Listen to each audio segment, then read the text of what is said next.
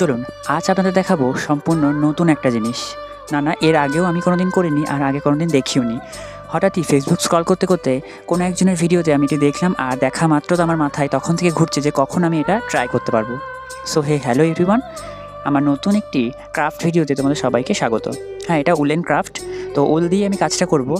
আর এতক্ষণ হয়তো ভিডিওর টাইমলাইন দেখে বুঝতেই পেরে গেছেন যে আমি কি তৈরি করতে চলেছি। হ্যাঁ, একদমই ঠিক, আমি সত্যিই আজকে বানাবো উল দিয়ে জুঁইয়ের মালা।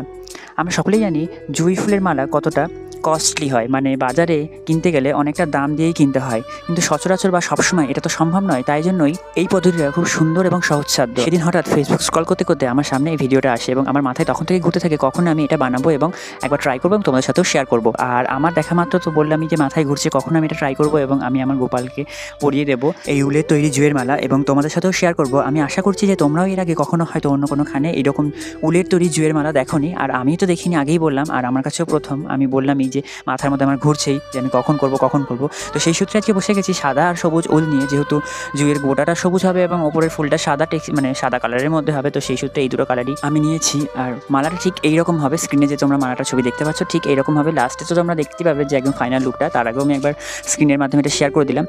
আর এই ফুলটাকে মানে এই মালাটাকে তোমরা হেয়ার বান হিসেবেও ব্যবহার করতে পারবে, মানে চুলে যেরকম জুঁইয়ের মালা সবাই দেয় তো ওই রকম হিসেবেও তোমরা এই মালাটাকে ব্যবহার করতে পারবে, শুধু এর লেন্থটা একটু বেশি হবে তাহলেই হবে। আর আমি যেহেতু এটা আমার গোপালের মালা হিসেবে ব্যবহার করব, ওই জন্য এর লেন্থটা আমি একদম ছোট এবং কিউট টাইপের করেছি। আর তোমরা যারা এখনো পর্যন্ত এই ভিডিও ক্লিপটুকুনি দেখে পুরো ক্লিয়ারভাবে বুঝতে পারোনি যে এই মালাটা আমি কীভাবে তৈরি করেছি, তাদের জন্যই আমি আরও কাছ থেকে একটা ভিডিও ফুটেজ মানে ভিডিও ক্লিপ আর কি এখানে ইনক্লুড করেছি। তোমরা যারা ক্রুশ বুনতে জানো তারা অবশ্যই জানবে প্রথমে লং চেন টেনে নিয়ে তারপর আমরা ডবল ক্রসেট করে নেবো একটা লাইন, এবং সেই ডবল ক্রসেট করার পর আমরা প্রথম ঘরে মানে ক্রসের প্রথম ঘরে আমরা 3 বার লং টানবো।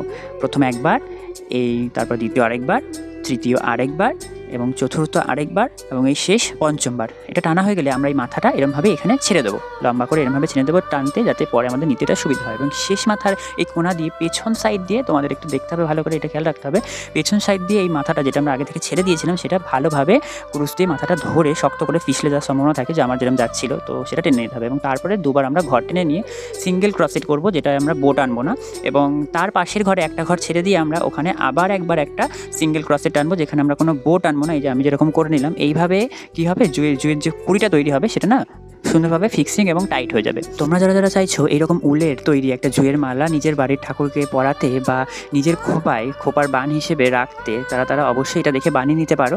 আর এটা হচ্ছে তার ফাইনাল লুক, কেমন হয়েছে সবাই জানিও। আর যদি এই ভিডিওটা ভালো লেগে থাকে তাহলে একটা লাইক কমেন্ট শেয়ারও করে দিও, আর পাশে থেকেও নতুন ক্রাফটের ভিডিও দেখার জন্য।